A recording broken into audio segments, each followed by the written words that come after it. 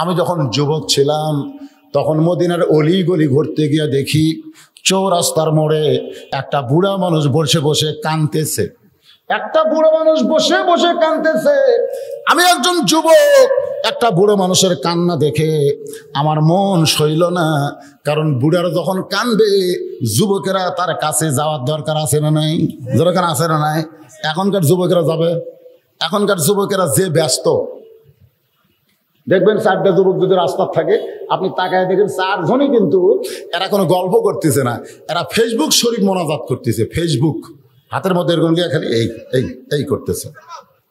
সবসময় ফেসবুক নিয়ে যুবকেরা ব্যস্ত থাকে। 2 যুবক রাস্তা দিয়ে যাচ্ছে, যাওয়ার সময় দেখে 2 বুড়া গল্প করতেছে। এক বুড়া বলতেছে, তোর 2-এর খবর কি? 2-এর খবর। বুড়া বলতেছে কাছে কাছে। এই বুড়া আবার বলে তোমার 2-এর খবর কি? বলে জোরে জোরে। আবার জিজ্ঞাসা করে তোমার আর 2-এর খবর কি? বলে 3 হয়ে গেছে। প্রথম বলেছে 2-এর খবর কি? 2-এর খবর কি? বলে কাছে কাছে। তারপরে 2-এর খবর কি? কয় জোরে জোরে। তারপরে 2-এর খবর কি? কয় 3 হয়ে গেছে। 2 যুবক কয় সেই 2 বুড়া পাগলা নাকি রে, এ কি গল্প করে? এক যুবক বলতেছে চলো যাই তো, কাছে যাই শুনি তো, আমরা তো দূরে থেকে শুনলাম, একটু কাছে যাই। তারা 2 যুবক বুড়াটার কাছে এসে বলতেছে, ও দাদা ভাইরা আপনারা কি গল্প করতেছেন? 2-এর খবর কাছে কাছে, তার মানে কি? বলে কাছে কাছে মানে 2 চোখের খবর, আর দূরে দেখতে পাই না ভাই, এখন কাছে কাছে একটু দেখতে ভাই। বলে আর 2-এর খবর জোরে জোরে, তার মানে কি? বলে কান এত দুর্বল হয়ে গেছে, আস্তে করে শুনি না, জোরে জোরে বলে শুনি। বলে আর 2-এর খবর 3 হয়ে গেছে। বলে 2 পায়ে আর হাঁটতে পারি না, এখন লাঠি হাতে নিয়ে হাঁটতে হয়। তাহলে 2 3 হয়ে গেছে। 2-এর খবর জোরে জোরে আর 2-এর খবর কাছে কাছে।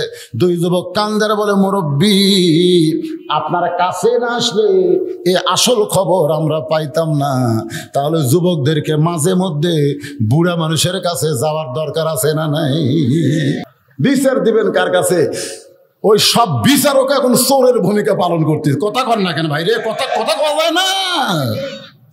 মদের ফ্যাক্টরির মধ্যে পরিমণি ধরা পড়লো, তাকে জামিন দিল। অথচ বাংলাদেশ সরকার মাদক মুক্ত বাংলাদেশ চায়, যেরকম চাই কি চায় না? তাহলে পরিমণির তো 2-4 বছর জেল হওয়ার কথা।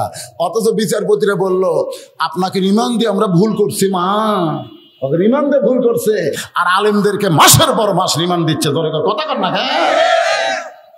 এলে বিচার আল্লাহ বলেছে ইন্নাল্লাহা ইয়ামুরুকুম আন তুআদ্দুল আমানাতি ইলা আহলিহা ওয়া ইযা হাকামতুম বাইনান নাস আন তাহকুমু বিল আদল।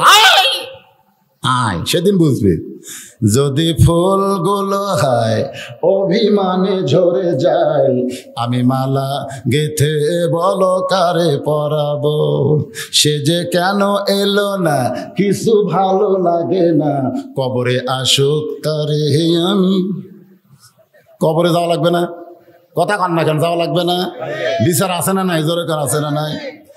সাইদ ইবনে আমের বলে আমিরুল মুমিনিন আপনি যদি মূল বিচারক হইতেন তাহলে আমি বলতাম অভিযোগগুলো মিথ্যা, কিন্তু আপনি তো আসল বিচারক না। আসল বিচারক হলো আমার আল্লাহ। তাহলে আল্লাহকে ফাঁকি দিয়ে আপনার কাছে আমি অভিযোগ মিথ্যা প্রমাণ করতে পারবো না। বরং আমার বিরুদ্ধে ইয়েমেনের জনগণ যে 4টা অভিযোগ করেছে, প্রত্যেকটা অভিযোগ সত্য। ওমর ফারুক বললেন তাহলে প্রতিদিন কার্যালয়ে দেরি করে আসো কেন? তুমি একজন প্রধানমন্ত্রী হইয়া তুমি যদি কার্যালয়ে দেরি করে আসো তাহলে জনগণ তোমার অধীনে কেমনে থাকবে? তুমি যদি দায়িত্ববান না হও, তুমি যদি দায়িত্ব পালন না করো। প্রধানমন্ত্রী হয়ে ঠিক মতো আসে না, সময় দিয়েছে 4টায় মিটিং হবে, 4টার সময় লক্ষ লক্ষ মানুষ বসে আছে, 4টা 5টা 6টা বাজে যাচ্ছে, প্রধানমন্ত্রী আসতেছে না। আপনারা বলেন তো জনগণ কি তখন মনে মনে রাগ করবে না? কতক্ষণ রাগ করবে না? তো প্রতিদিন কার্যালয়ে যে 10টার সময় আসতে হয়, তুমি 10টায় না এসে দেরি করে কেন আসো? সাইদ ইবনে আমের বলে আমিরুল মুমিনিন আমি কার্যালয়ে ইচ্ছা করে দেরি করে আসি না, আমি ইচ্ছা করে দেরি করে আসি না, আমার কার্যালয়ে দেরি করে আসার পেছনে কারণ হলো, একটা বুড়োর কাছে গিয়ে বলেন, দাদা আপনার খবর কি? তখন দেখবেন দাদা চোখের পানি বের করে বলতেছেন, মিশে হে মায়াই বন্দিরে থাইকা করলাম কত খেলা, পশ্চিমে তা কিয়া দেখো তোমার জীবনের ডুইবা গেছে বেলা, এক পলকের নাই ভরসা মিশে সকল আশা, কখন বুঝি দারুণ ঝড়ে ভাঙবে তোমার বাসা। সাইদ ইবনে আমের বলে, আমিরুল মুমিনিন প্রতিদিন কার্যালয়ে দেরি করে আসার পিছনে কারণ হলো, আমি যখন যুবক ছিলাম মদিনার অলি গলি ঘুরতে গিয়ে দেখি চৌরাস্তা বোঝেন না, চারদিকে চারটা রাস্তা গিয়েছে, ওই রাস্তার মোড়ে একটা বুড়ো মানুষ বসে বসে কান্দে। ওই বুড়াটার কান্দন দেখে আমি সান্ত্বনা দেওয়ার জন্য কাছে গিয়ে বললাম, বাবাজি এইভাবে আপনি কেন কাঁদতেছেন? আপনার কান্দার কারণ কি? বুড়োটা বলতেছে, আমার জ্বালায় আমি কাঁদতেছি, আমার জ্বালায় আমি কাঁদতেছি, আমার কান্না থামানোর মতন দরদি কোনো মানুষ দুনিয়াতে নাই। সাইদ ইবনে আমের বলেন, আমি আপনার কান্না থামাতে যাই, কি জন্য কান্দেন বলেন? এবার বুড়ো বলতেছে, আমার কান্দার কারণ হলো আল্লাহ আমাকে একটা মেয়ে দিয়েছে, আল্লাহ আমাকে একটা মেয়ে দিয়েছে। সাইদ ইবনে আমের বলেন, আপনি একটা জান্নাতের মালিক হয়ে গেছেন। সুবহানাল্লাহ। আল্লাহ নবী বলেছেন, কেউ যদি বলে আল্লাহ আমাকে একটা মেয়ে দিয়েছে, সে একটা মেয়ের বাপ হয় নাই, সে একটা জান্নাতের মালিক হয়েছে। কেউ যদি বলে আমার দুইটা মেয়ে আল্লাহ দিয়েছে, আল্লাহ তাকে দুইটা জান্নাত দিয়ে দিছে। কেউ যদি বলে আমার তিনটা মেয়ে, রাসূল বললেন তিনটা জান্নাতের মালিকানা পাবে, এবং আমি নবীর সঙ্গে আল্লাহ তারে জান্নাত দিবে। আপনি একটা মেয়ে আছে, আপনি কান্দেন কেন? মুরবি বলতে যে কান্দার কারণ হলো আমার সে মেয়েটা এখন যুবতী হয়েছে। আল্লাহর নবী বলেছেন, ছেলে মেয়েরা যখন বড় হবে তখন বিয়া দিতে দেরি করা যাবে। তিনটা কাজ আপনারা তাড়াতাড়ি করবেন, তিনটা কাজ। এক নম্বর কাজ হলো, ছেলে মেয়েরা যখন বিয়ের বয়স হবে তখন দেরি করা যাবে। কত বয়স? সরকারি একটা হলো 22 আর মেয়েদের হলো 18। এটা হলো সরকারি। আচ্ছা, সরকারি যদি ছেলেদের 22 হয় মেয়েদের 18 হয়, তাহলে দরকারি বয়স কখন? দরকারি একটা হলো দরকারি, একটা হলো সরকারি। এই যে একটা যুবক মুচকি মুচকি হাসতেছে, আসলে দরকারি কখন? একটা হলো দরকারি, একটা হলো সরকারি। আজকে বাল্য বিয়ে বন্ধ করা হচ্ছে, ঠিক আছে, কিন্তু বাল্য প্রেম বন্ধ করা হয়নি। ক্লাস 3-র ছেলে ক্লাস 2 এর মেয়েগুলো বার হয়ে গেছে, ক্লাস 3-র ছেলে ক্লাস 2 এর ছাত্রী না বার হয়ে গেছে। এর নাম কি প্রেম? বাল্য প্রেম। বাল্য প্রেম বাংলাদেশে বন্ধ আছে। সরকার যদি বলতো বাল্য বিয়ে শুধু বন্ধ নয়, বাল্য প্রেম বন্ধ করতে হবে, প্রত্যেক ছেলেদের জন্য আলাদা স্কুল, মেয়েদের জন্য আলাদা স্কুল, ছেলেদের জন্য আলাদা কলেজ, মেয়েদের জন্য আলাদা কলেজ, ছেলে এবং মেয়ে একসঙ্গে লেখাপড়া করতে পারবে না, ভিন্ন ভিন্ন শিক্ষালয় হতে হবে। এটা সরকারের দায়িত্ব আছে না? নয় দরকার আছে না? একই জায়গাতে আলাদা, একই জায়গায় ছেলে মেয়ে লেখাপড়া করে, প্রেম করে, 14ই ফেব্রুয়ারি পালন করে। আর বাল্য বিয়া খালি বন্ধ করলে হবে না, বাল্য প্রেম বন্ধ করা লাগবে। মাদক মুক্ত বাংলাদেশ চায়, আবার 21 বছরে মদের লাইসেন্স দিবার চায়। মাদক মুক্ত বাংলাদেশ সরকার করবে, আবার 21 বছরে মদের লাইসেন্স দিবে। 100 লাইসেন্সধারী যদি কোনো এলাকার থাকে, তাহলে ওই জায়গায় মদের দোকান দেওয়ার একটা পারমিশন দিবে। একই মুখে দুই কথা কইলে হবে না, একটা কথার মধ্যে থাকা লাগবে। জোরে কোন ঠিক কি না? আল্লাহর বান্দারা একটু মনোযোগ দিয়ে শোনেন। সাইদ ইবনে আমের বলতেছেন, আপনার যুবতী মেয়েকে বিয়ে দিবেন, তাহলে এখানে কান্দার কারণ কি? মুরব্বী বলতেছে, আমার মেয়েটা যুবতী হয়েছে, কিন্তু আমার মেয়ের সর্বনাশ হলো জন্মের সময় সে লুলা হইয়া জন্মেছে। জন্মের সময় প্রতিবন্ধী, প্রতিবন্ধী বোঝেন না? দুইটা পাও লুলা, দুইটা হাতও লুলা, কিন্তু আমার মেয়েটা যুবতী হয়েছে। এমন লুলা পঙ্গু যুবতী মেয়েকে আমি কেমনে বিয়ে দেব? আমার এই মেয়েটাকে কে বিয়ে করবে? এই জন্যই রাস্তায় কাঁদতেছি। আমার কান্না দেখে যদি কোনো যুবকের দয়া হয়, তাহলে তার কাছে আমার মেয়েটাকে আমি বিবাহ দিবার চাই। সাইদ ইবনে আমের বলেন, ও মুরব্বী, আমাকে দেখে কি আপনার পছন্দ হয়? যদি পছন্দ হয়, তাহলে আমার সঙ্গে আপনার লুলা পঙ্গু মেয়েটাকে বিয়ে দিবার পারে। আমিরুল মুমিনিন সেই লুলা পঙ্গু মেয়েটাকে আজ 5 বছর আগে আমি বিয়ে করেছি। বিয়ে করার পরে আমার বউটা লুলা পঙ্গু হতে পারে, কিন্তু সন্তান জন্ম দেওয়ার ব্যাপারে সে কোনো লুলা না, পঙ্গু না। তার হাত পঙ্গু, পা পঙ্গু, কিন্তু পেট মাশাআল্লাহ সুবহানাল্লাহ কোন। মানে সন্তান জন্ম দেওয়ার ব্যাপারে সে লুলা পঙ্গু না। এই 5 বছরে আল্লাহ আমাকে 3টা সন্তান দিয়েছে। কয় সন্তান? 5 বছরে আমি 3টা সন্তানের বাবা হয়েছি। এখন আমি ইয়ামিনের প্রধানমন্ত্রী, কিন্তু আমার 3টা মেয়ের দেখাশোনা আমার বউ কেমনে করবে? আমার বউটা হলো লুলা। আমার কোনো চাকর চাকরানি পালার মতন সম্পদ আমার নাই। সাইদ ইবনে আমের তো হলো একটা অর্ধ পৃথিবীর খলিফা হযরত ওমরের জীবনে পড়ে দেখেন। তিনি জুমার দিনে যখন খুতবা দিতে যাবেন, এমন সময় এক মুসল্লি দাঁড়িয়ে বলতেছে, আমিরুল মুমিনিন, বাইতুল মাল থেকে আমাদেরকে আপনি খাটো পাঞ্জাবি দিলেন, আর আপনি লম্বা জুব্বা পরে খুতবা দিচ্ছেন। যতক্ষণ পর্যন্ত লম্বা জুব্বার কাহিনী না বলবেন, ততক্ষণ পর্যন্ত আপনার ওয়াজ আমরা শুনব। অর্ধ পৃথিবীর খলিফা হযরত ওমর একটু লম্বা জুব্বা পরে খুতবা দিচ্ছেন, আর মুসল্লি বাধা দিয়ে বলতেছে, আমাদেরকে খাটো পাঞ্জাবি দিয়ে আপনি লম্বা জুব্বা পরে খুতবা দেবেন, যতক্ষণ পর্যন্ত না বলবেন আমরা খুতবা শুনবো না। ওমর ফারুক খুতবা বন্ধ করে দিয়ে কান্না শুরু করে দিলেন। এমন সময় আব্দুল্লাহ ইবনে ওমর 6 লক্ষ হাদিসের হাফেজ ওমর ফারুকের সন্তান বলে, রে নবীর সাহাবেরা, তোমরা খাটো পাঞ্জাবি হলেও তো তোমরা নতুন পাঞ্জাবি পরে নামাজ পড়তে এসেছো। আমার পরনের দিকে তাকায় দেখো, আমার পরনে নতুন কোনো কাপড় নাই। সমস্ত সাহাবীরা, আব্দুল্লাহ আজকে জুমার দিন নতুন পাঞ্জাবি না পরে তুমি পুরাতন কাপড় পরে কেন আইছো? আব্দুল্লাহ বলতেছে, আমি নতুন কাপড় কোথায় পাবো? সেইটা আমাকে বাইতুল মাল থেকে দেওয়া হয়েছে। আমারটা আর আমার বাবারটা মিলে আব্বা সারা রাত লম্বা জুব্বা বানায়া সেই জুব্বা পরে তোমাদের খুতবা দিতে চাই। লিল্লাহে তাকবীর। অর্ধ পৃথিবীর খলিফা তার সন্তানের কাপড় করজ নিয়ে নিজে লম্বা জুব্বা বানাইছে। আর সাইদির নামের হলো একটা ইয়ামিনের প্রধানমন্ত্রী বলতেছে, আমিরুল মুমিনিন, আমার কোনো চাকর বাকর নাই, আমি নিজে সকালবেলা জবের আটার খামির দিয়ে রুটি তৈরি করি, সেই রুটি আমি আগুনে তা দিয়ে ভাজি, সেই রুটি আমার সন্তানদেরকে খাওয়ায়, আমার লুলা পঙ্গু বউকে খাওয়াই।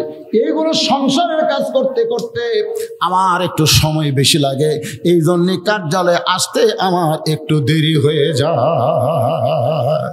হাজার হাজার ইয়ামিনের জনগণেরা চিৎকার করে বলতেছে, ইয়ামিনুল মুমিনিন, আমাদের প্রধানমন্ত্রী সাইদ ইবনে আমের এইরকম কষ্টের মধ্যে তার জীবন পরিচালনা করতেছে। এটা যদি আমরা আগে জানতাম তাহলে প্রতিদিন কার্যালয়ে দেরি করে আসে, এই অভিযোগ আমরা করতাম না। সুবহানাল্লাহ কর না খায়। এটা যদি আমরা আগে জানতাম, তার ঘরের ভিতরে এইরকম কষ্ট, এইরকম বিপদ, সে একটা পঙ্গু অসহায় মেয়েকে বিয়ে করে তার সন্তানদেরকে লালন পালন করে কাজ কাম করে সকালবেলার আসতে একটু দেরি হয়ে যায়, এইটা যদি আমরা আগে জানতাম তাহলে আমরা কোনোদিন 1 নম্বর প্রতিদিন কার্যালয়ে দেরি করে আসে এই অভিযোগ আমরা করতাম না। ওমর ফারুক বললেন, তাহলে সর্বসম্মতি করবে 1 নম্বর অভিযোগকে উইথড্র করা হলো। এখন বলো 2 নম্বর অভিযোগ, তুমি হঠাৎ একদিন কার্যালয়ে আসো না, তো দেরি করে আসো ঠিক আছে, কিন্তু হঠাৎ একদিন কার্যালয়ে না আসার পিছনে কারণ কি? সাইদ ইবনে আমের বলতেছে, ইয়া আমিরুল মুমিনিন, আমি যে কাপড় পরে আপনার সামনে দাঁড়িয়ে আছি, এই একটা মাত্র কাপড় ছাড়া আমার গোটা বাড়িতে আর কোনো কাপড় নাই, যে কাপড় পরে আমি কার্যালয়ে আসতে পারি। আর যে কাপড় আছে সেই কাপড় পরে বাড়িতে থাকা যাবে, কিন্তু কার্যালয়ে আসা যাবে না। কারণ মানুষের সামনে আসতে গেলে সুন্দর একটা পোশাকের দরকার আছে না নাই? মানুষের সামনে আপনি একা একা বাড়িতে থাকেন, আপনি গামছা পরে থাকেন, লুঙ্গি পরে থাকেন, যা ইচ্ছা পরেন, বাড়িতে আপনি আছেন, ঘরের মধ্যে আছেন, কিন্তু যখনই জনগণের মধ্যে আসবেন, আল্লাহর কোরআনে বলা হয়েছে লিবাসুত তাকওয়া, এমন একটা পোশাক পরো যে পোশাক তোমার ভিতরে আত্তাকুল্লাহ হাক্কা তুকাতিহি, আল্লাহর ভয় ধারণ করবে। আল্লাহর ভয় ধারণ করার পোশাক আছে না নাই? আপনারা বলেন তো সেটা কোন পোশাক? সরাসরি কইছে চুপ ভাইজান, আসলে কথাটা একদিক দিয়ে ঠিক, আজকে হিন্দুরাও কিন্তু পাঞ্জাবি পরে। আপনার বলেন তো, হিন্দুরা পাঞ্জাবি পরে না? কতক্ষণ পরে কে পরে না?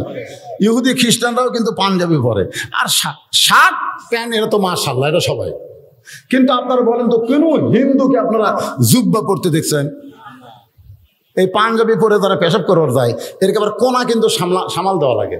মানে এই কোনা টানে এইদিকে রাখতি, এই কোনা হয়তো পড়ে দেবি। কিন্তু যারা জুব্বা পরে পেশাব করা যায়, ওরকে কোনা সামলান লাগে। কথা কোনা সামলান লাগে, খালি এইরকম ধরে খেলে একটা বান্ধন দিবি, দিয়ে মরক পেশাব করি, পায়খানা করবি, কোনো টেনশন নেই। আর যখন নামাজ পড়তে গেল, হঠাৎ কোনো কারণে যদি লঙ্গি ফাটে যায়, লঙ্গি যদি পিছন দিকে ফাটে, পাঞ্জাবি বাতাসে উড়া হয়তো ফাটা দিয়া দেখা যাবে, কিন্তু যারা জুব্বা পরবে তাদের ভিতরের কেউ কিছু জানতে পারবে না। এই জন্য লেবাস ও তাকওয়া বলতে এই পোশাকটাই আল্লাহর নবী বেশি পছন্দ করেছেন। এই পোশাক লেবাস ও তাকওয়া, এই একটা মাত্র জুব্বা ছাড়া আমার আর কোনো জুব্বা নাই, যে পোশাক পরে আমি কার্যালয়ে আসতে পারি। সাইদির নামের বলে, আমির আল মুমিনিন, আমি মাসে একদিন বাজার করি মাসে একদিন। আপনি হয়তো মনে করতেছেন যেদিন কার্যালয়ে আমি আসি না সেদিন সারাদিন আমি বাজার করি, তাও কিন্তু না। কারণ আল্লাহ রাসূল বলেছেন, দুনিয়ার সবচাইতে খারাপ জায়গা কোনটা? বাজার। ধরে কারণ সবচাইতে খারাপ জায়গা। আর সবচাইতে ভালো জায়গার নাম কি? মসজিদ। সবচাইতে ভালো জায়গার নাম হলো এই কোরআনের মাহফিল। দেখবেন আজকে হাট বাজারে মানুষ ঘন্টার পর ঘন্টা সময় ব্যয় করে, অথচ আল্লাহর ঘর মসজিদে যাওয়ার পরে ঘড়ি দেখা রোগ ধরে। ঘড়ি দেখা রোগ বোঝেন না? খালি ঢোকার পর থেকে দেখবেন কিছুক্ষণ পরপরই ঘড়ি দেখে। 5 মিনিট পরে আসরের জামাত হবে, ওই তো প্রতিদিন আকামত দিলে ঢোকে। আজকে কি চালে যে আগে ঢুকছে আল্লাহ ভালো জানে। ঢোকার পর থেকে ঘড়ি দেখে বেড়ানো শুরু হয়ে গেছে। নিজের ঘড়ি দেখে দেওয়াল ঘড়ি মসজিদে দেখতেছে, তারপরে পাশের লোকটাকে বলতেছে, ভাই আর কয় মিনিট? দেখো আরো 3 মিনিট আছে। আজ ঘড়ি লড়তেছে না রে, আজ ঘড়ি লড়তেছে না। এই 3 মিনিটের মধ্যে 5 বার ঘড়ি দেখছে, তারপরে বলে ঘড়ি লড়ে না। ওই লোকটা দেখবেন নামাজ পড়ে যখন সিংড়া বাজারে যায়, ঘন্টার পর ঘন্টা আড্ডা গুলি মারতেছে, একবার ঘড়ি দেখতেছে না। তার মানে আমাদের সম্পর্ক খারাপ জায়গার সাথে বেশি, ভালো জায়গার সাথে কম। আল্লাহ রাসূল বললেন, যার সঙ্গে যার সম্পর্ক হবে তার সাথী তার হাসর হবে। আপনারা বাজারের সাথে চান না মসজিদের সাথে চান? খালি মুখ দেখলে হবে না তো, খালি মুখ দেখলে হবে?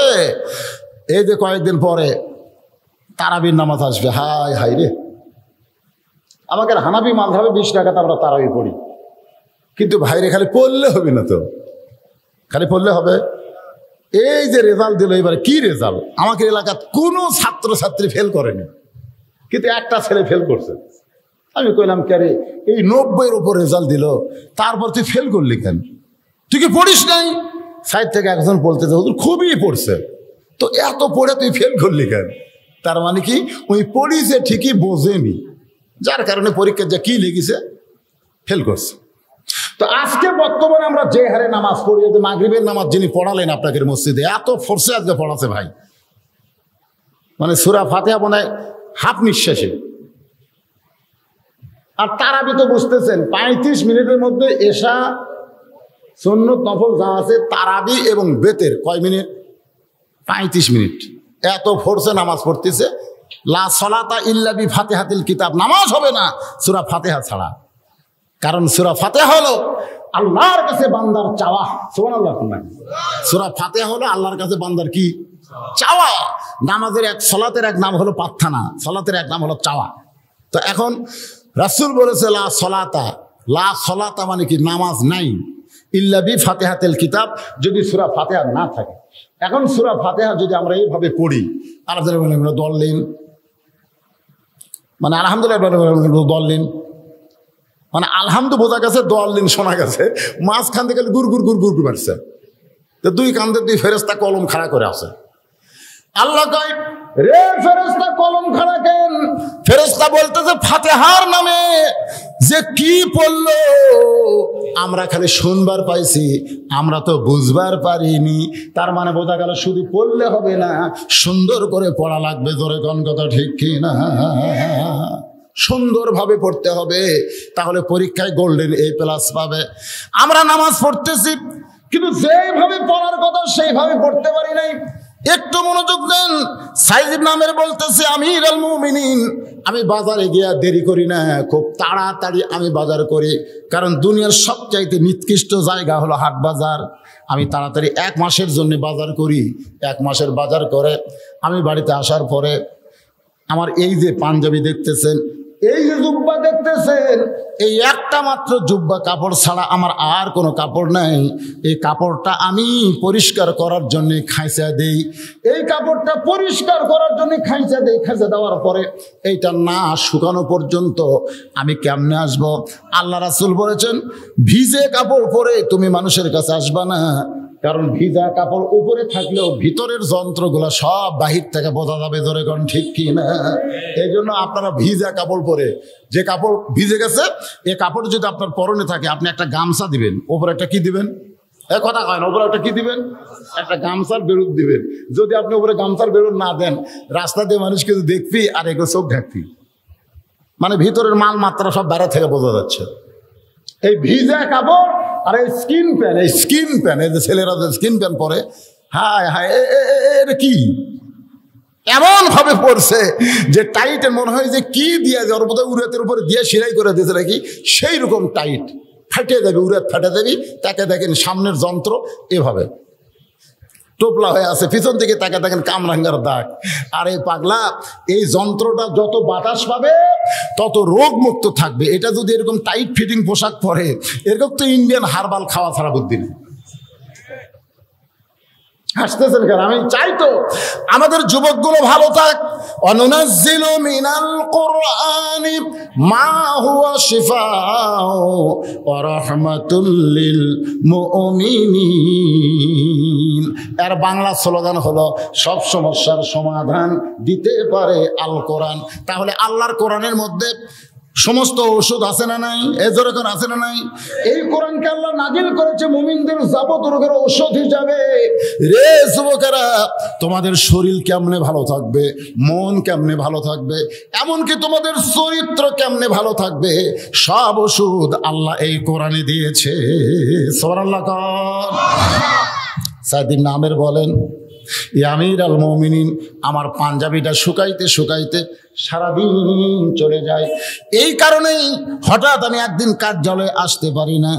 ইয়েমেনের হাজার হাজার জনগণ কান্দার বলে, খলিফাতুল মুসলিমিন, ইয়া আমিরুল মুমিনিন, আমাদের প্রধানমন্ত্রী মাসে একদিন বাজার করে, এই একটা মাত্র কাপড় ছাড়া তার আর কোনো কাপড় নাই। এই কাপড় নিজেই খাইচা দিয়ে শুকাইতে সারাদিন যায়। এই কারণে হঠাৎ একদিন কার্যালয়ে আসতে পারে না। এইটা যদি আমরা আগে জানতাম, তাহলে তার বিরুদ্ধে এই 2 নম্বর অভিযোগ আমরা করতাম না। আমরা বড় ভুল করেছি, না যেন অভিযোগ করেছি। সর্বসম্মতি ক্রমে আমাদের সাইদ ইবনে আমের প্রধানমন্ত্রীর উপর থেকে এই 2 নম্বর অভিযোগকে আমরা উইথড্র করে নিলাম। ওমর ফারুক বলে, রে সাইদ ইবনে আমের, তোমার বিরুদ্ধে 3 নম্বর অভিযোগ হলো, তুমি কার্যালয়ে কাজ করতে করতে হঠাৎ কানতে কানতে তুমি বেহুশ হয়ে যাও। তোমার কি মির্কি ব্যারাম আছে নাকি? কারণ প্রধানমন্ত্রীর মির্কি ব্যারাম, তুমি তো শুধু প্রধানমন্ত্রী না, তুমি হলো মসজিদের ইমাম। সুবহানাল্লাহ। এই মির্কি ব্যারাম আপনারা বোঝেন, এটা যে কখন হবে এটা কিন্তু যার ব্যারাম আছে তাইও জানে না। হঠাৎ শরীরের গতির উপরে দেখবেন ভালো মানুষ রাস্তা হাঁটতেছে, হাঁটতে হাঁটতে কাঁপতে কাঁপতে ঠাস করে পড়া যায়, জায়গা যায় না। যদি পুকুরের কাছে পানির মধ্যে পড়ে, অক্ত বাঁচার আর কোনো বুদ্ধি নেই। এই জন্য এই ব্যারাম যাদের আছে তাদেরকে মসজিদের ইমামতি করা যাবে না। এই ব্যারামওয়ালা মানুষ মসজিদের ইমামতি করতে পারবে না, কারণ ইমামতি শুরু করে দিলে হঠাৎ যদি ব্যারাম ওঠে। এই জন্যে তুমি শুধু ইয়েমেনের প্রধানমন্ত্রী নও, তুমি হইলা মসজিদের ইমাম।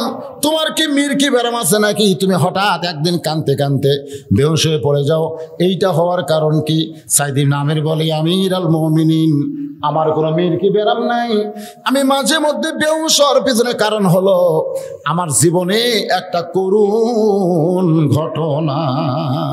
ওয়াইজা তুলিয়াত আলাইহিম আয়াতুহু যাদাতুহুম ঈমানা ওয়া আলা রাব্বিহিম ইয়াতাওয়াক্কালুন।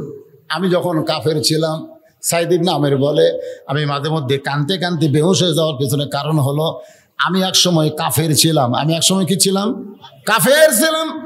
কাফের থাকা অবস্থায় আমাদের নেতা আবু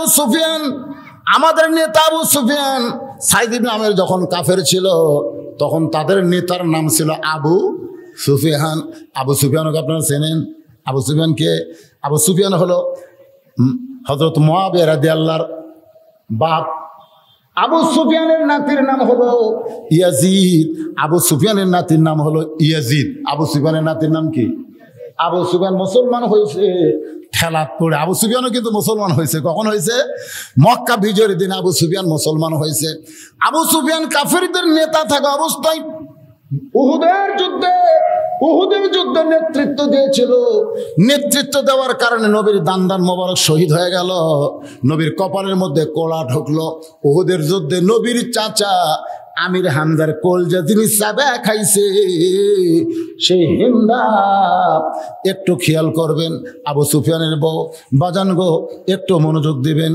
এই আবু সুফিয়ান কাফেরদের যখন নেতা ছিল, সাইদ ইবনে আমের বলতেছে আমাদের যুবককে আবু সুফিয়ান একটা ঘরের মধ্যে ডাকলো। আমরা যুবকগুলো যখন ঘরের মধ্যে গেলাম, আমাদের নেতা বলতেছে, রে মক্কার যুবকেরা, তোমরা কি জানো আব্দুল্লাহর পোলা মক্কা থেকে মদিনায় হিজরত করেছে। হিজরত করার পরে মদিনায় একটা রাষ্ট্র বানাইছে। আব্দুল্লাহ পোলা হিজরত করে মদিনায় যাওয়ার পরে মদিনা একটা রাষ্ট্র বানাইছে। এখন সেই মদিনা রাষ্ট্র আল্লাহর কোরআন দিয়া চালাইতেছে। যদি কোনো মুসলমান কোরআন দিয়ে রাষ্ট্র চলায়, ওই মুসলমানের সামনে দুনিয়ার কোনো বেঈমান কাফেরেরা দাঁড়াবার পারবে না। কারণ কোরআন দিয়ে যখন রাষ্ট্র চালাবে মুসলমান, তখন মুসলমান একলা থাকে না, মুসলমানের সঙ্গে আমার আল্লাহ থাকে। সুবহানাল্লাহ। সাইদ ইবনে আমের বলতেছে আমরা যুবকেরা বললাম নেতা, তাহলে আমাদের কাজ কি? আবু সুফিয়ান বললেন তোমাদের কাজ হলো তোমাদের মধ্যে কিছু যুবক মুসলমান সাজা মদিনায় যাওয়া লাগবে। কি সাজা? হ্যাঁ, কথাটা দেখবেন কি চক্রান্ত। আমাদের বাংলাদেশে এরকম চক্রান্ত আছে না নাই? আমাদের বাংলাদেশে হুজুর সাজে, হুজুর কিন্তু ওরা হুজুর সাজে। নাম হলো হুমায়ুন ফরিদি, নাম হলো এটিএম শামসুজ্জামান, এরকম নাম আপনারা শোনেন নাই? এরা কিন্তু নাটকে সিনেমায় হুজুর সাজে। কি সাজে? মাথার টুপি মুকুট দাড়ি দেখবেন হুজুর সাজা। এরা ভিলেন হয়। শাকিব খান, তারপরে যেগুলো নায়ক আছে, এগুলো তো আমি নাম বেশি জানি না, ওরা কিন্তু হুজুর লয়। ওরা হলো দাড়ি চাঁচা, মোট চাঁচা, ফুল প্যান্ট, কোট প্যান্ট পরে ওরা নায়ক। আর ভিলেন হচ্ছে এই দাড়িওয়ালা টুপিওয়ালা হুমায়ুন ফরিদি, এটিএম শামসুজ্জামান। মাথার টুপি মুকুট দাঁড়িয়ে একে জুব্বা গাওয়াত দেয়া হুজুর সাজা। আর একটা মেয়ে মানুষ দেখলে চোখ টিপে মারে।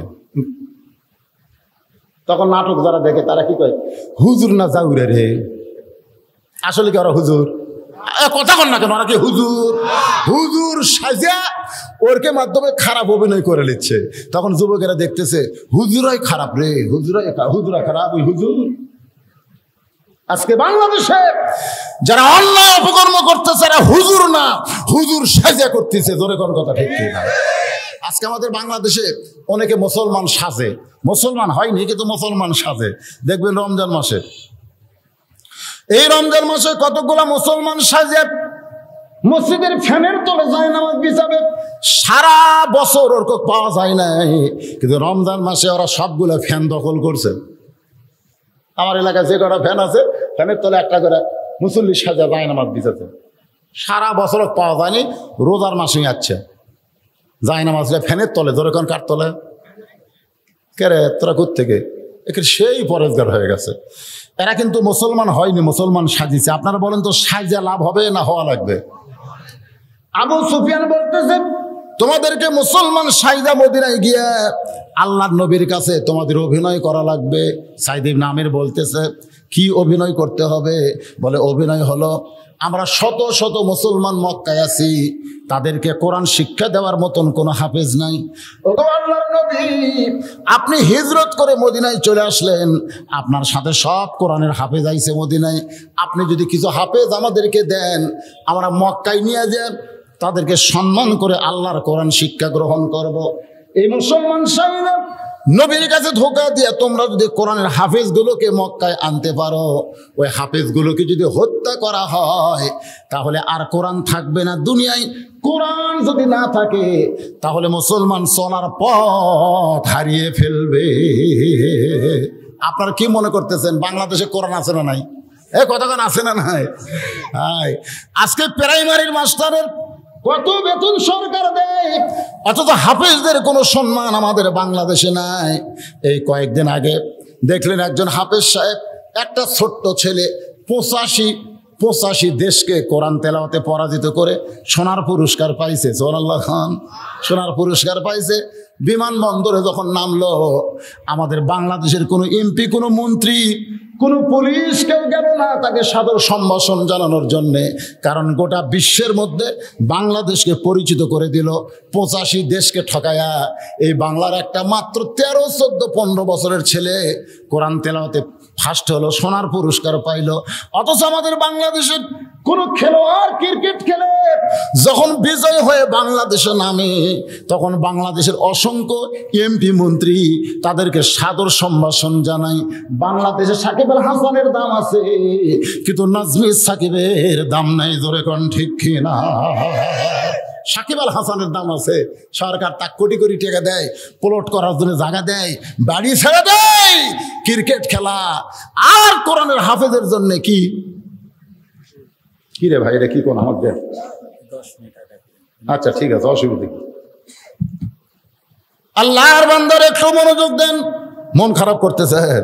হ্যাঁ, একটু মনোযোগ দিয়ে শুনবেন। কোরআনের হাফেজগুলোকে নিয়ে আসবো মক্কায়।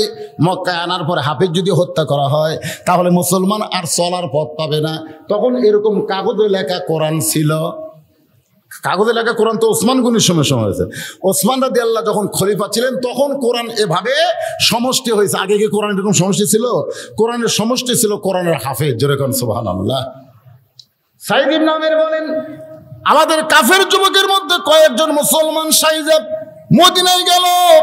মদিনায় গিয়ে নবীর সামনে বলতেছে, ওগো আল্লাহর নবী, আপনি তো হিজরত করে চলে আইছেন মদিনায়, কিন্তু আপনি কি জানেন মক্কায় অসংখ্য মুসলমান আছে, কিন্তু তাদেরকে কোরআন শিক্ষা দেওয়ার মতন কোনো হাফেজ নাই। যদি আপনি কিছু হাফেজ আমাদের সঙ্গে দেন, তাহলে আমরা সসম্মানে মক্কায় নিয়ে যাব, তার কাছে আল্লাহর কোরআন শরীফ শিক্ষা গ্রহণ করব। সঙ্গে সঙ্গে নবী বললেন, খায়রুকুম মান তাআল্লামাল কোরআন ওয়া আল্লামা। ওই ব্যক্তি হলো খিদির সবচাইতে সম্মানী দামি, যে আল্লাহর কোরআন শিখেছে এবং অপরকে কোরআনের শিক্ষা দেয়। সঙ্গে সঙ্গে 10 জন হাফেজ দাঁড়িয়ে গেছে। ইয়া রাসূলুল্লাহ, শুধু এই সম্মান পাওয়ার জন্যে আমরা কোরআন শিক্ষা দেওয়ার নিয়তে মক্কায় যাব। যারা মুসলমান সাজা গেছে, ওরা খালি মুস্কি মুস্কি মনে মনে হাসি আর কয়, এমন নবীরে ধোকা দিলেও বুঝবার পারে না। আর আমাদের বাংলাদেশের কতগুলো লোক বলে আল্লাহর নবী নাকি গায়েব জানে। নবী যদি গায়েব জানতো, তাহলে নবীর সামনে ধোকা দেওয়া যাইতো না। গায়েবের মালিক শুধুমাত্র আমার আল্লাহ। ধরে বলেন ঠিক কিনা? আপনি বলেন নবী যদি গায়েব জানতো, ওরকম ঠাস ঠাস করে চলবা। তাই শয়তানেরা মুসলমান সাজে এসে আমাকে ধোকা দেশ, কিন্তু আমাদের নবী কি গায়েব জানে? জোরে কান, গায়েবের মালিককে। সূরা হাশরের শেষ 3 আয়াতের প্রথম যে আয়াতটা আপনারা পড়েন, হুয়াল্লাহুল্লাযী লা ইলাহা ইল্লাহু আলিমুল গায়বি। বললে সব আছে না নাই? এটা পারে না এমন লোক তো নাই যারা নামাজ পড়ে মাগরিব আর ফজর। এটা হয় না? হয় কি হয় না? তাহলে আপনার পড়েন না ভাই একটু। হুয়াল্লাহুল্লাযী লা ইলাহা ইল্লাহু আলিমুল গায়বি ওয়াশ শাহাদাতি হুয়ার রহমানুর রহিম। এতে কি হয়? চিল্লা চিল্লা হয় কেন? হ্যাঁ, ও আচ্ছা আচ্ছা। আল্লাহ এই জন্য বলেছেন, সুম্মা রাদাদনাহু আসফালা সাফিলিন। লাকাদ খালাকনাল ইনসানা ফি আহসানি তাকবীম। মানুষকে আল্লাহ সর্বোত্তম আকৃতি দিয়ে সৃষ্টি করেছে। এর সাথে সাথে আল্লাহ বলেছেন সুম্মা রাদাদনাহু আসফালা সাফিলিন। কর্মদোষে এরা পশুর চাইতো জঘন্য। দেখেন আল্লাহ একই সঙ্গে কি বললেন, সবচাইতে সেরা করছেন আবার সবচাইতে জঘন্য করছেন। সবচাইতে সেরা মানুষগুলো কোরআনের বাগানে বসায় রাখছেন, আর সবচাইতে জঘন্য মানুষগুলোকে আল্লাহ হইচই করাচ্ছেন। জোরে কোন কথা ঠিক কিনা? আপনাকে কি খবর চাচ্ছেন আপনারা আর ওরা সমান? তাহলে আল্লাহ কথা কেন বললেন? এরা পশুর চাইতো, কুত্তে শুয়োরের চাইতে ওরা নিকৃষ্ট। কথা বল না কেন? কুত্তে শুয়োরের চাইতে নিকৃষ্ট। এখানে কোরআনের ওয়াজ হয় আর এরা হইচই করে। আর মানুষ, এরা খালি মানুষের ঢপ ধরে আছে, কিন্তু এদের ভিতরে শুয়োর কুত্তে বসবাস করতেছে। আমি এক জায়গাতে একটু কুত্তে বলছিলাম যে বেনামাজি কুত্তের মতো। যেই কচি ভাই 4-5টা কুত্তে থেকে যাচ্ছে, আসে একের মাহফিলের ধারে কাউ কাউ কাউ করে শব্দ শুরু করছে। মানে কুত্তার আমাকে বুঝাচ্ছে, হুজুর খবরদার বেনামাজিকে আপনি কুত্তের মতো বলবেন না। আমরা কুত্তা হওয়ার পারি কিন্তু বেনামাজির মতো না। তখন আমি বললাম ভাই এই কুত্তার যে আওয়াজ বন্ধ হচ্ছে না, তখন বললাম যারা বেনামাজি তারা কুত্তার চাইতেও খারাপ। এই কথা 2 বার কথা কুত্তাগুলো কুটি হেরে গেল, আর খুঁজে পাওয়া গেল না। তখন বুঝলাম এরা কুত্তার চাইতেও জঘন্য। এ কথা কর না কেন? এটা আমার কথা, আল্লাহর কোরআন থেকে বলতেছি। সুম্মা রাদাদনাহু আসফালা সাফিলিন। একবার হয়েছে হলো আবার হচ্ছে। কি এরা কি মানুষের জন্ম নয়? অবশ্যই কিন্তু ভুল হয়ে গেছে, ভুল হয়ে গেছে। মোহর না দেয় নাই, ডিমান্ড লিছে, সিজার করা বাচ্চা আছে। এই কারণে এদের চরিত্র এইরকম। যারা চিল্লাচিল্লি করতেছে খোঁজলে দেখেন এর বাপ মহারণা দেয়নি, আর বাপ ডিমান্ড নিয়ে পেটত বাচ্চা দিছে, পরে সেটা আবার টানিয়ে বের করে নিলে কাটিয়ে বের করছে। এই জন্য শালা রাঙ্কা খারাপ হচ্ছে।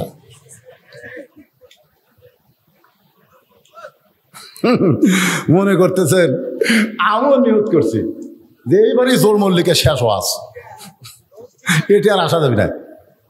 কারণ এরা মাহফিল করে পরিবেশ ঠিক মতো করার পারতে লাগবে না। মনে করছিল মাগরিবের মাহফিলে লোক হবে না, রাতের মাহফিলের চাইতে লোক কম হয়নি। ঠিক তো না বলেন? ও আজকে কম হচ্ছে। আমি যখন উঠছি তখন কয়টা বাজে, এখন কয়টা বাজতেছে? আমি কিন্তু এর আগে উঠছি 10টায়, ওয়াজ শেষ করছি মোনাজাত দিয়ে 12:30টায়। জনগণ যাচ্ছে আর করছে হুজুর একটা ওয়াজ করলো পরে 10টার থেকে 12:30টা। কেন হিসাব করে দেখতো কয় ঘন্টা? 2.5 ঘন্টা। আজকে 2.5 ঘন্টা কম পক্ষে ওয়াজ হবে। তো তাই বলে কি ওয়াজ কম হচ্ছে? আমরা ঈশার নামাজ পড়ে ডাঁটে ঘুম পাড়বো, ফজরের নামাজ আল্লাহ মাকরুক জামাতে পড়ার তৌফিক দিয়ে জনগণকে। ঠিক কিনা? আর 12:30টা ওয়াজ শেষ হলে পোলা খেতে খেতে 1টা, ঘুমাতে ঘুমাতে 2টে, মুয়াজ্জিন কানের কাছে মাইক বাজায়, তাও সালা চেতন পায় না। জনগণকে ঠিক কিনা? আজকে কি তাই হবে না? মাশাআল্লাহ, খুশি না বেজার? আল্লাহর বান্দার একটু আমার মায়েরা বোনেরা পর্দার অন্তরে যে আছেন মা, একটু মনোযোগ দিয়ে শুনবেন। মেয়েদের আল্লাহর ভয় হলো সব সময় তারা পর্দার ভিতরে থাকবে।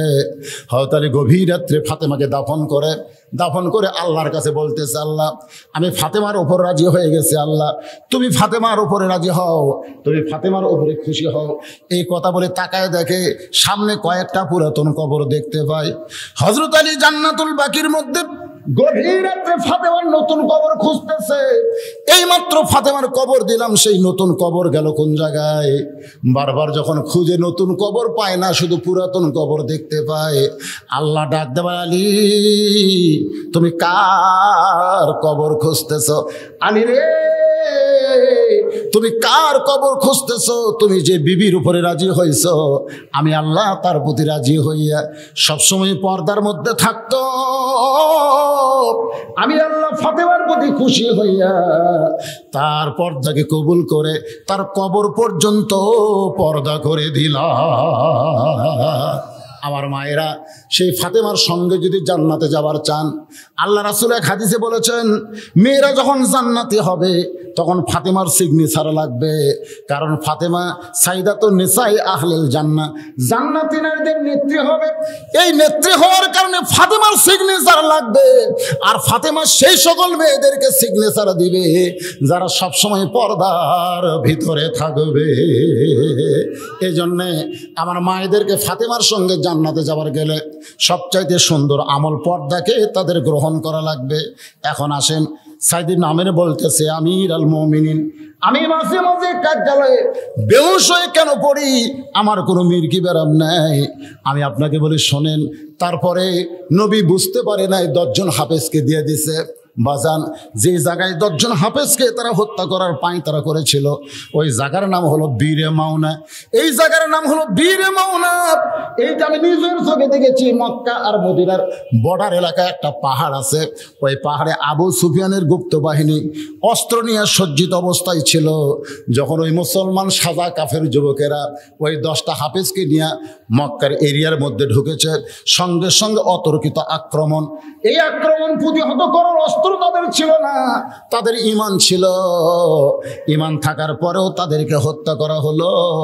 আল্লাহ কোরআনে বলেছেন, ওয়ালা তাকুলু লিমান ইয়ুকতালু ফি সাবিলিল্লাহি আমওয়াতুন বাল আহইয়াউ ওয়ালাকিন লা তাশউরুন। আমার রাস্তায় যাদেরকে হত্যা করা হলো, যেই হাফেজদেরকে হত্যা করা হলো, তোমরা তাদের মৃত্যু বলো না। আমি আল্লাহ বলতেছি কিয়ামত পর্যন্ত তারা অমর হয়ে গেছে। সাইদ ইবনে আমের বলেন, এই 10 জনের মধ্যে 9 জনকে তারা হত্যা করেছে, কিন্তু একটা হাফেজ খুব দ্রুত গতিতে পাহাড়ের উপরে উঠে গেছে। সে হাফেজের নাম হলো খোবাইব ইবনে আদি। খোবাইব বিন আদিকে আবু সুফিয়ান বলতেছে, 9 জনকে হত্যা করা হলো, তোমাকে হত্যা করা হবে না। তাকে আমার ভাই নিয়ে আইছে। সাইদ ইবনে আমের বলেন, বিশাল একটা স্টেজের উপরে আমি তখন কাফের যুবক ছিলাম। ওই কোরআন হাফেজকে আমাদের নেতা আবু সুফিয়ান বলতেছে, তোমার সঙ্গে যে 9 জন ছিল তাদেরকে আমরা হত্যা করেছি, তোমাকে আমরা হত্যা করতে পারি, কিন্তু এই মুহূর্তে করব না। তোমার সঙ্গে আমরা একটা খেলা করবার চাই। রে মুসলমান কোরআনের হাফেজ, তুমি যদি বাঁচতে চাও খালি একটা বারের জন্য বলো, আল্লাহর নবী নিপাত যাক, আব্দুল্লাহর পোলা নিপাত যাক, তোমাদের নবী ধ্বংস হোক, এই কথা খালি একটা বারের জন্য বলো, আমরা তোমাকে ছেড়ে দিব। সাইদ ইবনে আমের বলে, ইয়া আমির আল মুমিনিন, আমি মনে করেছিলাম কাফের থাকা অবস্থায় নিজের জীবনকে বাঁচানোর জন্য এই কথা একটা মুসলমান বলতে কোন জায়গাত বাঁচবে, কিন্তু কোরআন হাফেজ চিৎকার করে বলে, রে আবু সুফিয়ান, কেউ যদি বলে আমার নবীর পায়ে একটা কাঁটা ফুটেছে, এটা শোনার সঙ্গে সঙ্গে আমি সহ্য করতে পারবো না। নবীর পায়ে কাঁটা ফুটলে আমাদের কলিজা দিয়ে রক্ত ঝরে, আর সেই নবী নিপাত যাক, এইটা কোনো মুসলমান বলতে পারবে না। যারা প্রকৃত মুসলমান ইমানদার হবে তারা আল্লাহ নবীর জন্য নিজের জীবন দিবে, কিন্তু আল্লাহ নবীর বিপক্ষে তারা অবস্থান করবে না। আহা, সাইদ ইবনে আমের বলেন, আবু সুফিয়ান চিৎকার করে বলতেছে, তুমি মৃত্যুবরণ করবে, এই মুহূর্তে তোমাকে হত্যা করব। এই হত্যা করার আগে যদি আমাদের কাছে তোমার কিছু চাওয়ার থাকে তাহলে তুমি চাইতে পারো। সাইদ ইবনে আমের বলে, আমি মনে করেছিলাম মুসলমান বলবে আমি বাঁচতে চাই, আমি বাঁচতে চাই, কিন্তু মুসলমান চিল্লায় বলতেছে, রে কাফের নেতা আবু সুফিয়ান, আমার সবচাইতে চাওয়ার বিষয় হলো আমি আল্লাহকে খুশি করার জন্য 2 রাকাত নামাজ আদায় করতে চাই। যেরকম কয় রাকাত? 2 রাকাত নামাজ। আসসালাতু মিরাজুল মুমিনিন, মুমিনদের জন্য নামাজ হলো আল্লাহর সঙ্গে সাক্ষাৎ। 2 রাকাত নামাজ পড়ে সাইদ ইবনে আমেরের দিকে খোবাইব বিন আদির দিকে তাকায় আবু সুফিয়ান বলতেছে, যদি তুমি বাঁচতে চাও তাহলে আমাদের কাছে বলো, আমরা তোমাকে হত্যা না করে ছেড়ে দিব। সঙ্গে সঙ্গে কোরআন হাফেজ বললেন, কোন মানুষের কাছে হাসবি আল্লাহ নি'মাল ওয়াকিল ওয়া নি'মাল মাওলা ওয়া নি'মান নাসির, যারা প্রকৃত ইমানদার হবে তারা রাষ্ট্রপতির কাছে বাঁচার দরখাস্ত লিখবে না, তারা ফাঁসির মঞ্চে যাবে, একমাত্র আল্লাহর কাছেই তারা শুধু চাবে। সুবহানাল্লাহ। বাজান গো, সাইদ ইবনে আমের বলতেছে, আমাদের নেতা আবু সুফিয়ান এত খেপে গেল, তার প্রত্যেকটা অঙ্গ প্রত্যঙ্গ মানুষের কাছে বিক্রি করে দিল। হাত বিক্রি করলো, মাথা বিক্রি করলো, কান বিক্রি করলো, চোখ বিক্রি করলো, আর বলল একটা জীবন্ত মানুষের অঙ্গ প্রত্যঙ্গ তোমরা কেটে নিয়ে যাও। সাইদ ইবনে আমের বলে, আমি কাফের ছিলাম, তারপরেও আমার এত কষ্ট হলো, একটা জীবন্ত মানুষের অঙ্গ প্রত্যঙ্গ কেমনে মানুষ কিনবে? একজন 2000 টাকা দিয়ে তার ডান হাতখানা কিনে নিয়ে এক আঘাতে দেহ থেকে হাতটা যখন বিচ্ছিন্ন হয়ে গেল, সাইদ ইবনে আমের বলে, আমি মনে করেছিলাম আমারে বাঁচাও আর মাইরো না, এই কথা কোরআনের হাফেজ বলবে, কিন্তু তার দিকে আমি করুণ দৃষ্টিতে তাকায় দেখি তার মুখটা মিষ্টি মিষ্টি হাসতেছে, আর আল্লাহর কোরআন বলতেছে ইন্নামাল মুমিনুনা আল্লাযীনা ইযা যুকিরাল্লাহু ওয়াজিলাত কুলুবুহুম ওয়া ইযা তুলিয়াত আলাইহিম আয়াতুহু যাদাতুহুম ঈমানা ওয়া আলা রাব্বিহিম ইয়াতাওয়াক্কালুন। আবু সুফিয়ান বলতেছে, রে মুসলমান কোরআনের হাফেজ, হুকুম দেওয়ার সঙ্গে সঙ্গে তোমার দেহ থেকে একটা হাত বিচ্ছিন্ন হয়ে গেল, আবার হুকুম দিলে আর একটা হাত বিচ্ছিন্ন হবে। কোরআনে হাফেজ চিল্লায় বলে, রে কাফেরের নেতা আবু সুফিয়ান, তুমি আমার দেহ থেকে অঙ্গ প্রত্যঙ্গ বিচ্ছিন্ন করতে পারবা, কিন্তু আমার কলিজা থেকে আল্লাহ রাসূলকে কোনোদিন বিচ্ছিন্ন করতে পারবা না। সাইদ ইবনে আমের বলে, আমি কাফের অবস্থায় দেখে আমাদের নেতা এত খেপে গেল, হাজার হাজার যুবক শগুনের মতন তার উপর আক্রমণ করলো, এক সময় তার গোটা দেহ টুকরা টুকরা করে সবাই যখন চলে গেল, আমি কাফের থাকা অবস্থায় আমি ওদের সঙ্গে চলে গেলাম, কিন্তু গভীর রাত্রে আমি এসে ওই কোরআনের হাফেজের অঙ্গ প্রত্যঙ্গগুলো টুকরা টুকরা গোস্তগুলো একটা টোপলা করে কাঁধে নিয়ে আমি বললাম, যে জায়গায় মানবতা নাই, যে জায়গায় একটা মানুষকে জীবন্ত হত্যা করা হয়, এরা মানুষ না, এরা মানুষ না, এই মানবতাহীন পশুদের মধ্যে আমি থাকতে পারবো না। আমি কাফের অবস্থায় ওই কোরআনের হাফেজের দেহ অঙ্গ প্রত্যঙ্গগুলো টোপলা করে বাজার থেকে মানুষ যেমন গোস্ত কিনে আনে, ঠিক সেইভাবে নিয়ে গিয়ে মক্কা মদিনার মাঝখানে তাকে দাফন করে আমি আল্লাহর নবীর দরবারে পৌঁছে গেলাম। আল্লাহর নবী মুস্কি মুস্কি হাসতেছে আর বলতেছে, আল্লাহর 10 জন সৈনিক জান্নাতে গেছে, আর একজন আল্লাহর সৈনিককে আল্লাহ জান্নাতের দরজায় পাঠিয়ে দিয়েছে। আমি বললাম, ওগো আল্লাহর নবী, যে 10টা কোরআনের হাফেজ তাদেরকে ওরা হত্যা করেছে, আমি এসেছি, আমাকে আপনি পড়ায় দেন লা ইলাহা ইল্লাল্লাহু মুহাম্মাদুর রাসূলুল্লাহ। ইয়া আমিরাল মুমিনিন, আমি ঈমান গ্রহণ করলাম, আমি এখন ইয়েমেনের প্রধানমন্ত্রী হয়ে গেছি। ওই কার্যালয়ে কাজ করতে করতে হঠাৎ যখন কোরআনের হাফেজ ওই খোয়াইব বিন আদির দৃশ্যটা আমার চোখের সামনে আসে, আমি তখন ধৈর্য ধরতে পারি না, আমি কাঁদতে কাঁদতে বেহুশ হয়ে যাই। আমার কোনো মির্গে রোগ নাই। সঙ্গে সঙ্গে ইয়েমেনের হাজার হাজার জনগণ চিল্লায় বলে, আমাদের প্রধানমন্ত্রীর জীবনে এমন একটা করুণ ঘটনা ঘটে গেছে, এইটা যদি আমরা আগে জানতাম তাহলে কার্যালয়ে মাঝে মধ্যে বেহুশ হয়ে যায়, এই 3 নম্বর অভিযোগ আমরা করতাম না। আমরা সর্বসম্মতি কর্মে 3 নম্বর অভিযোগকে উইথড্র করে নিলাম। ওমর ফারুক বলে, রে সাইদ ইবনে আমের, তোমার বিরুদ্ধে 4 নম্বর অভিযোগ হলো রাত্রেবেলা দরজা বন্ধ করে তুমি ঘরের মধ্যে ঢোকো, শত ডাকাডাকি করলেও তুমি ঘরের দরজা খোলো না। আমি হযরত ওমর অর্ধ পৃথিবীর খলিফা হইয়া আমি রাত্রেবেলা কোনোদিন ঘুমাই না, বরং সারা রাত আমি মানুষের দুঃখ কষ্ট দেখি। আর তুমি একটা প্রদেশের গভর্নর হয়ে তুমি রাত্রেবেলা দরজা বন্ধ করে আরামের ঘুম পাড়ো। রে, তোমার বিরুদ্ধে 4 নম্বর অভিযোগ করেছে, শত কষ্ট বিপদে পড়ে ডাকাডাকি করলেও তুমি নাকি দরজা খোলো না। এই অভিযোগ কি সত্য কিনা? সাইদ ইবনে আমের বলে, আমিরুল মুমিনিন, আমার বিরুদ্ধে 4 নম্বর অভিযোগ করেছে, আমি সেই অভিযোগটা আপনার সামনে খণ্ডন করতে চাই। এই 4 নম্বর অভিযোগ খণ্ডন হওয়ার আগ দিয়ে আমাকে বলেছে, হুজুর প্রতি বছর এখানে যে কোরআনের মাহফিল হবে তার জন্য মাত্র 10টা মিনিট আপনি একটু আদায় করবেন।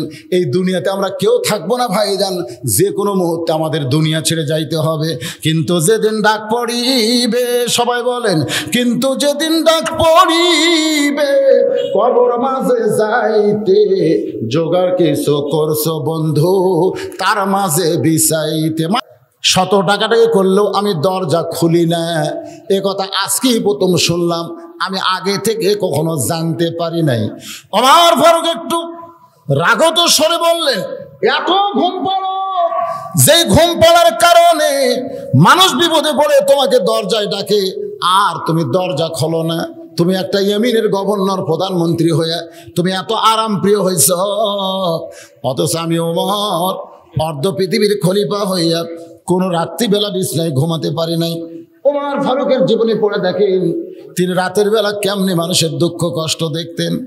যখনই রাত লাগতো ওমর ফারুক মেয়েদের মতন একটা বোরকার মতো কালো কাপড় পরে ছদ্মবেশে মদিনার অলি গলি ঘুরতেন। হঠাৎ হযরত ওমর দেখতে পায় একটা তাঁবুর বাইরে একটা পুরুষ মানুষ উত্তর দক্ষিণ করতেছে। অস্থির অবস্থায় কখনো উত্তর দিকে যায়, কখনো দক্ষিণ দিকে যায়।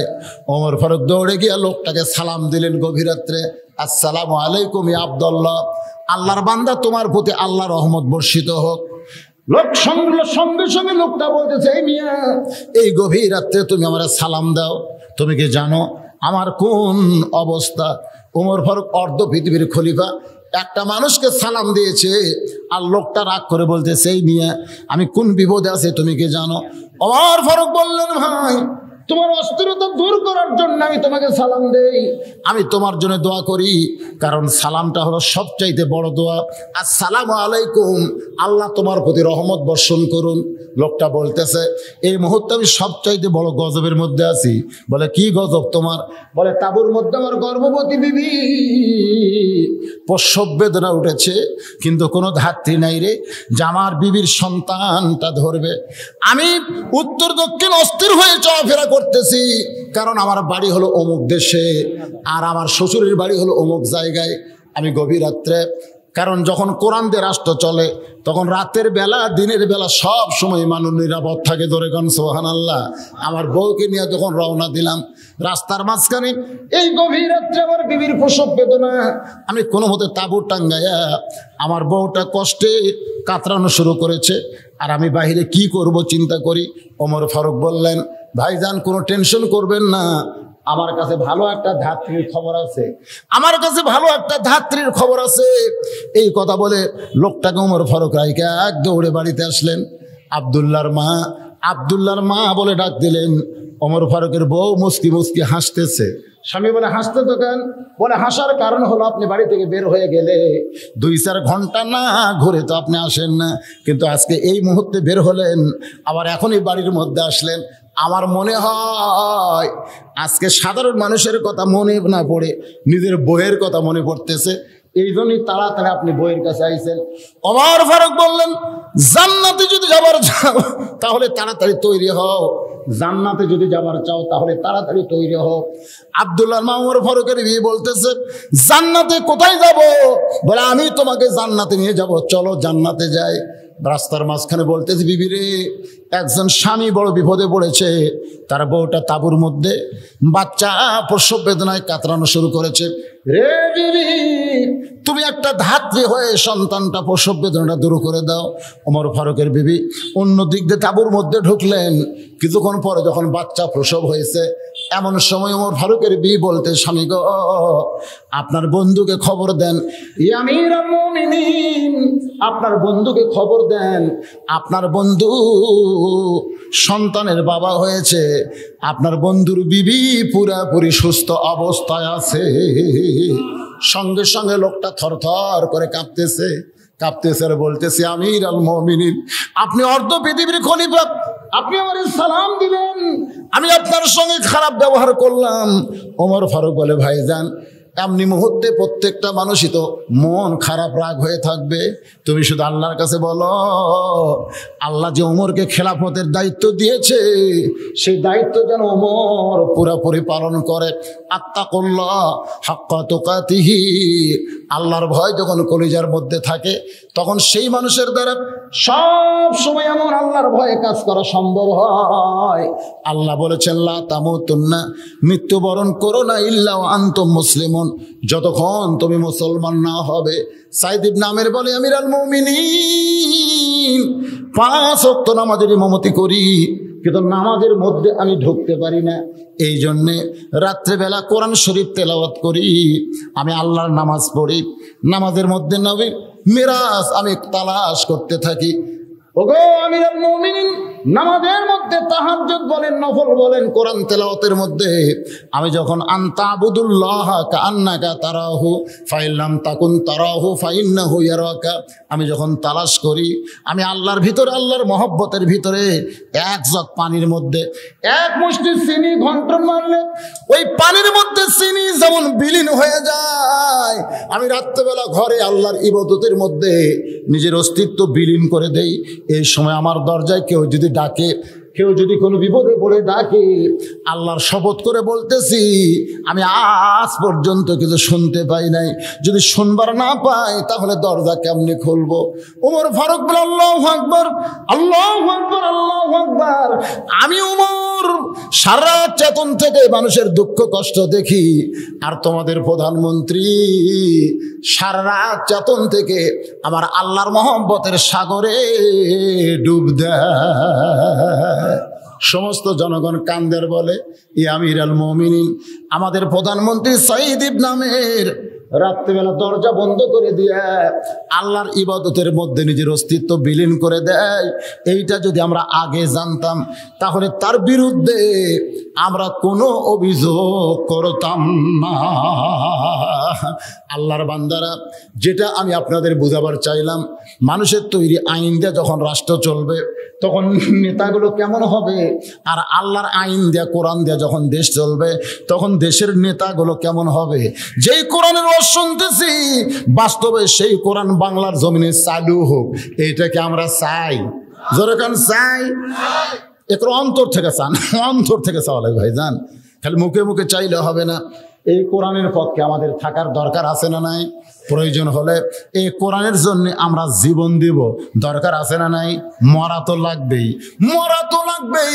যে আয়াত দেওয়া শুরু করেছি, ওয়ালা তাকুলু লিমান ইউকতালু ফি সাবিলিল্লাহি আমওয়াত, আমাদের মৃত্যু হবে, কিন্তু সেই মৃত্যুটা যদি আল্লাহর রাস্তায় হয়, আল্লাহ বলেছেন তাদেরকে তোমরা মৃত্যু বলো না, আমি আল্লাহ বলতেছি বাল আহইয়া, তারা চিরজীবন লাভ করবে। ওয়ালাকিল্লা তাশুরুন, এটা তোমাদের সাধারণ মাথা বুঝতে পারবে না।